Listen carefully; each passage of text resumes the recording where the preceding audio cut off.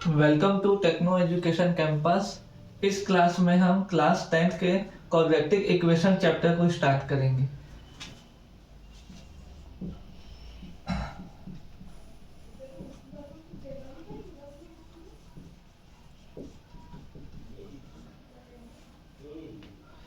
किसको कौन से इक्वेशन को क्वाड्रेटिक इक्वेशंस कहेंगे?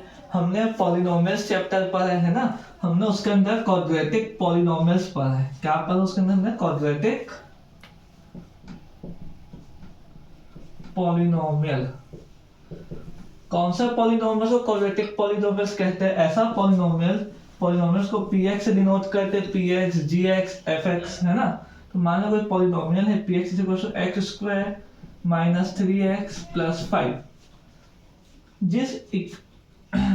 जिस पूरे इक्वेशन के अंदर वेरिएबल का हाईएस्ट पावर 2 होगा, क्या होगा? वेरिएबल का हाईएस्ट पावर 2, उस पूरे पॉलिनोमियल को क्या कहेंगे? Quadratic polynomial. क्लियर है ये चीज? जिस पॉलिनोमियल के अंदर वेरिएबल का हाईएस्ट पावर 2 होगा, उस पॉलिनोमियल को क्या कहा जाता है? Quadratic polynomial. अब क्वाड्रेटिक इक्वेशन और क्वाड्रेटिक पॉलिनोमियल में डिफरेंस क्या है? मेन डिफरेंस सबसे यही है, अगर किसी क्वाड्रेटिक पॉलिनोमियल को अगर हम जीरो से इक्वेट कर दे, किससे इक्वेट कर दे? जीरो से, है ना। तो वो पॉलिनोमियल क्या बन जाएगा? एक इक्वेशन बन जाएगा, जिसको हम बोलेंगे क्वाड्रेटिक इक्वेशन। अब जैसे कि ये इक्वेशन है, मैं इसको यहाँ पर से लिख दूंगा, एक पॉलिनोमियल है x square minus 3x plus 5 equals 0। यहाँ पे इसको किससे इक्वेट कर दिए? जीरो से। तो पहले ये क्या था? भी क्वाड्रेटिक पॉलिनोमियल था, अब ये बन गया एक क्वाड्रेटिक इक्वेशन। क्लियर है यहां तक आप लोग को? अब हमने एक चीज और पढ़ा था कि इनके कुछ जीरोस होते हैं पॉलिनोमियल्स के, है ना। उन्हीं जीरोस को क्वाड्रेटिक इक्वेशन में रूट्स कहते हैं। क्या कहते हैं? रूट्स कहते हैं। क्लियर है ये चीज? जीरोस क्या होते हैं? जिस पॉलिनोमियल का हाईएस्ट पावर होता है उतने रूट्स होते हैं उस पॉलिनोमियल के। यहाँ पे वेरिएबल का हाईएस्ट पावर क्या है? 2 है। तो मतलब इस पॉलिनोमियल के कितने जीरोस होंगे? 2 जीरोस होंगे। अब ये जीरोस ऑफ अ पॉलिनोमियल होता क्या है ना। तो जीरोस ऑफ अ पॉलिनोमियल उसको कहते हैं जिसपे इस पॉलिनोमियल की वैल्यू क्या हो जाए? जीरो हो जाए। मतलब कि हम x की वेरिएबल कुछ ऐसे वैल्यू पुट करेंगे इस पॉलिनोमियल के अंदर जिससे पॉलिनोमियल क्या बन जाएगा? जीरो बन जाएगा। तो उसका जीरो ऑफ द पॉलिनोमियल कहते हैं। अब अगर हम बात करें इसके कितने जीरोस ऑफ द पॉलिनोमियल होंगे, तो इसके सिर्फ 2 ही होंगे। मतलब इस पॉलिनोमियल के अंदर x के सिर्फ 2 ही वैल्यू ऐसी होगी जिसपे पूरा क्या हो जाएगा? पॉलिनोमियल जीरो हो जाएगा। क्लियर है ये चीज? मतलब कोई तीसरी वैल्यू हो ही नहीं सकती x की जिसपे ये जीरो होगा। यानी ओवरऑल पूरे नंबर्स के अंदर जितने भी नंबर्स होते हैं, -1, इंफिनिटी, कुछ भी नंबर लीजिए, पूरे नंबर्स के अंदर सिर्फ 2 ही कोई नंबर ऐसे होंगे, उन पे क्या हो जाएगा? पॉलिनोमियल जीरो हो जाएगा।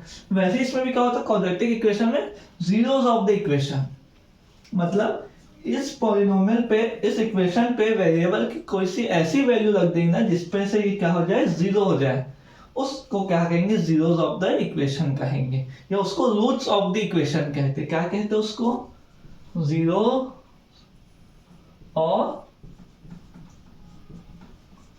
Root of the equation.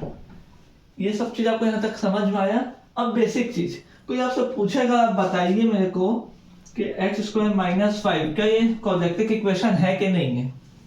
x square minus 5 equals 0। तो ये क्वाड्रेटिक इक्वेशन है। किस लिए है? क्योंकि इसके अंदर वेरिएबल का हाईएस्ट पावर क्या है? 2 है। भले यहाँ पे एक x के वेरिएबल वाला टर्म नहीं है, फिर भी ये क्वाड्रेटिक इक्वेशन कहलाएगा सिर्फ एक ही कंडीशन पे कि वेरिएबल का हाईएस्ट पावर 2 होना चाहिए। अगर सिर्फ मैं इतना भी लिख दूं 3x स्क्वायर इक्वल टू 0, तब भी एक क्वाड्रेटिक इक्वेशन कहलाएगा। क्यों? क्योंकि वेरिएबल का हाईएस्ट पावर 2 है। क्लियर है यहां तक आप लोगों को? अब आप लोग ऐसे क्वेश्चन पूछेगा, बताइए कि कोई इक्वेशन जो है वो क्वाड्रेटिक इक्वेशन है कि नहीं है, तो कैसे पहचानेंगे? वेरिएबल के हाईएस्ट पावर को देख के पहचानेंगे। वेरिएबल का हाईएस्ट पावर 2 है, इसका मतलब वो इक्वेशन क्वाड्रेटिक इक्वेशन है। फिर वो मैटर नहीं करता उस इक्वेशन के अंदर एक नंबर ऑफ टर्म है, 2 नंबर ऑफ टर्म है या 3 नंबर ऑफ टर्म है। क्लियर है यहाँ तक? देखिए इस इक्वेशन में 2 टर्म है, फिर भी ये क्वाड्रेटिक इक्वेशन है। क्यों? क्योंकि इसके वेरिएबल का पावर 2 है। इस इक्वेशन में देखिए सिर्फ एक ही टर्म है, पर उस एक टर्म के वेरिएबल का पावर 2 है, इसलिए हम इसको क्वाड्रेटिक इक्वेशन बोलेंगे। अब हमने अभी तक जितना भी कॉन्सेप्ट पढ़ा है ना, उस कॉन्सेप्ट पे एक क्वेश्चन देखते हैं। क्वेश्चन क्या है? Determine the given value are solution of the equation और नॉट। मतलब इस इक्वेशन पे x की ये वैल्यू पे क्या ये इसका इक्वेशन सॉल्यूशन है कि नहीं है, इस वैल्यू पे ये इसका सॉल्यूशन है या नहीं है वो बताओ।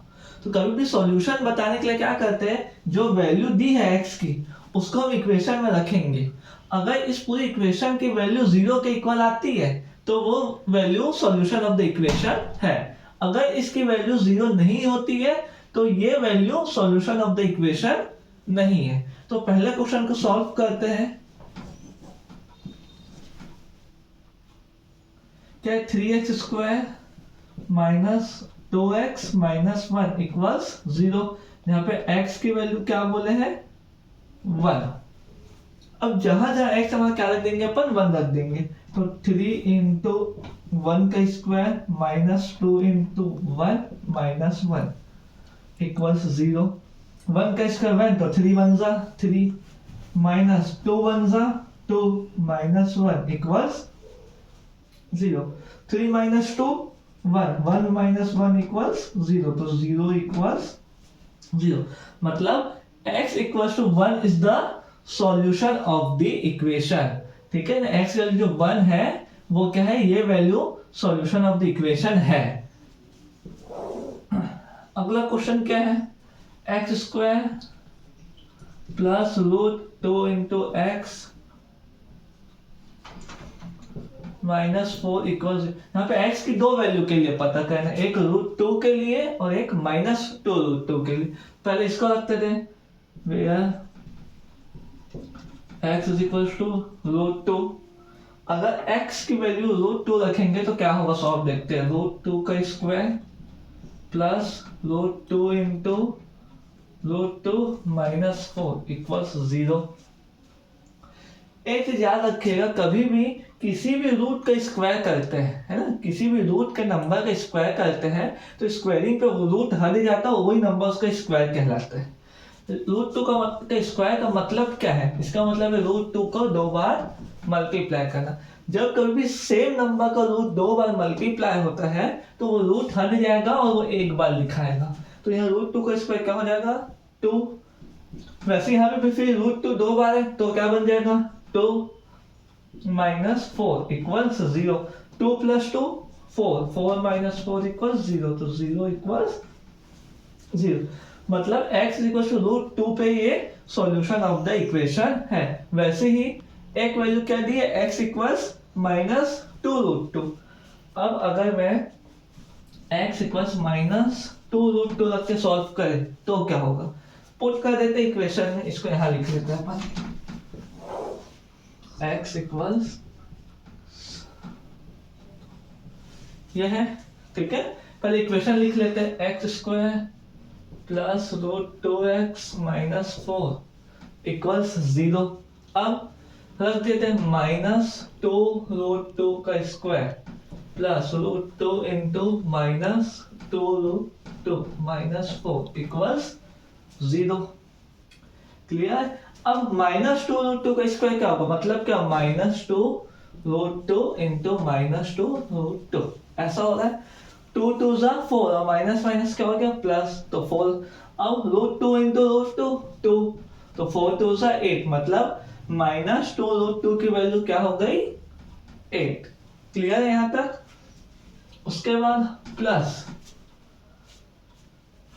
रूट 2 इंटू रूट 2 2, 2 2 जा 4, पर ये माइनस है तो प्लस माइनस माइनस 4, ये minus 4 equals 0। 8 minus 4 4, 4 minus 4 equal तो 0 इक्वल्स 0। मतलब ये इस वैल्यू पे भी इस इक्वेशन की वैल्यू क्या हो जा रही है, 0, मतलब कि ये भी सॉल्यूशन ऑफ द इक्वेशन है, वैल्यू इज द, क्लियर है। ये कुछ कॉन्सेप्ट था, इस कॉन्सेप्ट के क्वेश्चंस को ऐसे सॉल्व किया जाता है। नेक्स्ट लेवल का क्वेश्चन क्या है, अब डिटरमाइन द वैल्यू ऑफ के which the given value is a solution of the equation. अब क्या पूछा है कि इस इक्वेशन में k का वैल्यू बताओ, और साथ ही बोल दिया है कि x की जो वैल्यू दी हुई है वो ये सॉल्यूशन ऑफ द इक्वेशन है। इसका मतलब क्या, इसके कहने का मतलब क्या है कि अगर हम x की ये वैल्यू इस इक्वेशन में रखेंगे तो इसकी वैल्यू 0 आएगी ही आएगी, ये बता दिया पहले से हमको, क्लियर है। जब इस इक्वेशन पे इस वैल्यू को रखने पे ये पूरा इक्वेशन अगर 0 हो रहा है तो यहाँ पे इस k का वैल्यू क्या है वो फाइंड आउट करना है हमें, क्लियर है। तो देखिए कैसा होगा। अब ये इक्वेशन है पूरा पर उसको लिख दिया मैं, kx² plus 2x minus 3 equals 0। ये 0 कब होगा, जब x की वैल्यू 2 रखने पे ये पूरा इक्वेशन क्या हो रहा है, 0 हो रहा है। यहाँ पे रख दीजिए वेयर x इक्वल्स 2। अब जहां जहां x हमारा क्या रख देंगे, हम 2 रख देंगे, तो k इंटू 2 का square plus 2 into 2 minus 3 equals 0। तो 2 का स्क्वायर क्या होता है 4 का स्क्वायर प्लस 4 माइनस 3 इक्वल्स 0। तो ये 4 माइनस 3 1, 4 का square is equals to 1, sorry 4 का स्क्वायर 4 माइनस 3 1 प्लस 1 इक्वल्स 0। अब ये 1 उधर चले जाएगा 0 के पास, तो क्या होगा प्लस उधर जाएगा, किसमें कन्वर्ट हो जाएगा, माइनस में। तो 4 का स्क्वायर इक्वल्स टू माइनस 1। अब तो ये के स्क्वायर वही रहेगा और minus 1/4,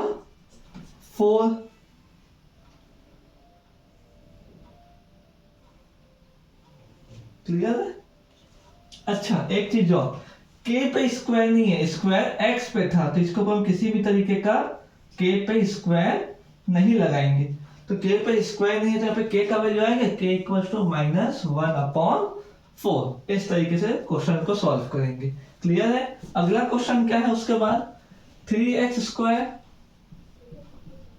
plus 2kx minus 3 equals 0, जहां पे x का वैल्यू -1/2 लेने को बोला है हमको, है ना। जहां जहां x हम कर देंगे -1/2।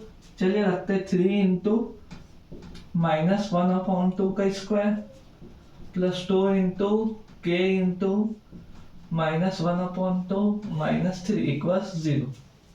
अब -1 का स्क्वायर क्या होगा 1 और 2 का स्क्वायर 4।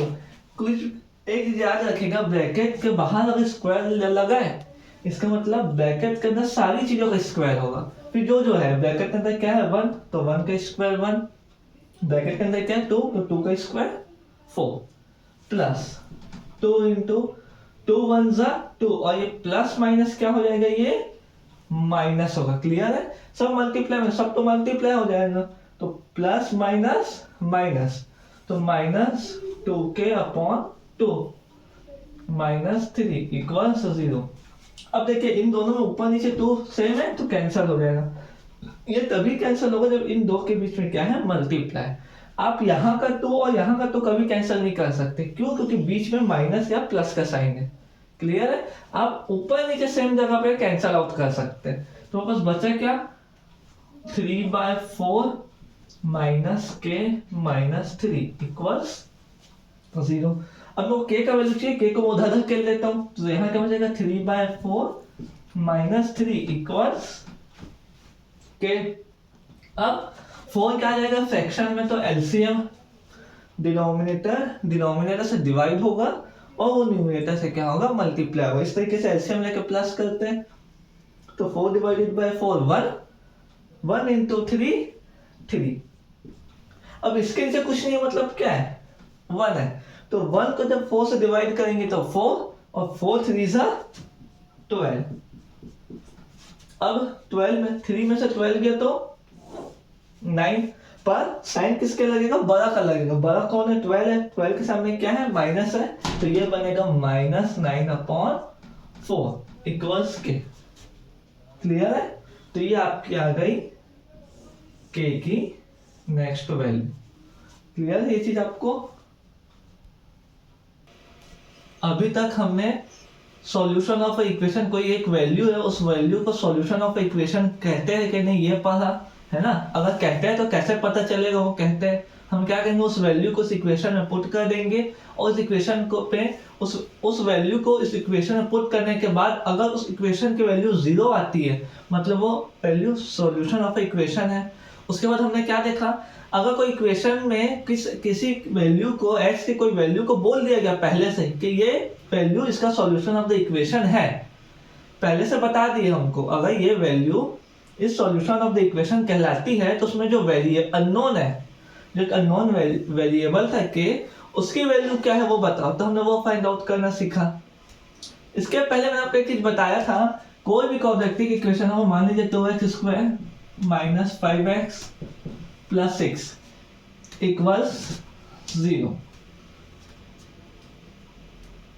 जिस भी इक्वेशन, जिस क्वाड्रेटिक इक्वेशन के अंदर वेरिएबल का हाईएस्ट पावर होता है उस इक्वेशन के उतने जीरोस ऑफ द इक्वेशन होते हैं, उसी को रूट्स ऑफ द इक्वेशन कहते हैं। क्या कहते हैं उसको? Roots of the equation. क्या होता है रूट्स ऑफ द इक्वेशन? मतलब वो वैल्यू जिसपे ये पूरा इक्वेशन क्या हो जाएगा, 0 हो जाएगा, उसको क्या कहेंगे, रूट्स ऑफ द इक्वेशन भी बोलते हैं। अगर मैं पूछूंगा आपसे कि एक इक्वेशन है, आप मेरे को ये बताइए इस इक्वेशन में से कौन सी 2 वैल्यू होगी x की जिसपे ये वैल्यू पूरा इक्वेशन 0 हो जाएगा, तो आप कैसे बताएंगे मेरे को? आप इसको सिंपल देख के तो बता नहीं सकते मेरे को कि इस पे ऐसी कौन सी वैल्यू रखूंगा मैं जिससे कि पूरा इक्वेशन 0 हो जाएगा। आपको एक एक रख के देखना पड़ेगा, कभी आपको 1 रखना पड़ेगा, कभी आपको 2 रखना पड़ेगा, कभी -1 रखना पड़ेगा, कभी -3/5, कुछ भी रखना पड़ेगा। हमको पता नहीं क्या होगा, तो वो 2 रूट क्या होंगे वो पता करने के हमको मेथड है इस चैप्टर में। यानी कि हम ये इस इक्वेशन के जो 2 रूट है उस 2 रूट को फाइंड आउट करने के 3 मेथड पर हमको इस चैप्टर के अंदर। कितने? 3 मेथड। क्लियर है? पहले मेथड को बोलते हैं फैक्टराइजेशन मेथड, दूसरे मेथड को बोलते हैं बाय क्वाड्रेटिक फॉर्मूला मेथड, और तीसरा मेथड एक और होता है, उसके बारे में हम अगले क्लास में डिस्कस करेंगे। वैसे तो जो तीनों मेथड है, इन तीनों मेथड को सॉल्व कैसे करते हैं, उसको उस मेथड का यूज करके हम रूट्स ऑफ द इक्वेशन कैसे निकालते हैं, वो हम हमारी नेक्स्ट क्लास में देखेंगे। अगर आप लोग को ये वीडियो समझ में आया हो तो प्लीज आप लोग इसे लाइक करिए, शेयर करिए और कमेंट करके बताइएगा आपको कौन से क्वेश्चन सबसे ज्यादा अच्छे से समझ में आया, कौन से पार्ट में आपको समझ नहीं आया। साथ ही साथ आप मेरे चैनल को सब्सक्राइब करिए और ज्यादा से ज्यादा लोगों तक शेयर करिए। Thank you so much for watching.